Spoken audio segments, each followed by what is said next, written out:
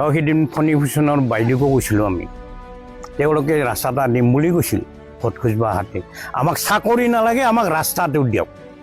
অন্য আমাক বেলেগ একো বস্তু নালাগে কিন্তু আমাৰ এই পথটো হ'ব লাগে আমাৰ ইয়াৰ হেৰি হৈছে আব্দুল বাটেন তেওঁ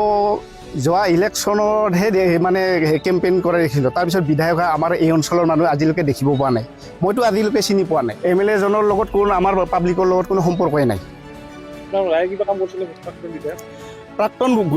বিধায়কে কিছু কাম আগত যেনিবা হাতত লৈছিলে তাৰপিছত তেওঁ কিছু হাতত লৈছিলে যে পৰৱৰ্তী চৰকাৰ যেতিয়া হ'ল তেওঁ বিধায়ক পদৰ পৰা মানে অকণমান আঁতৰি থাকিবলগীয়া হোৱাত কিছু ক্ষেত্ৰত আমাৰ বাধাৰ হেৰি মানে সৃষ্টি হৈছিলে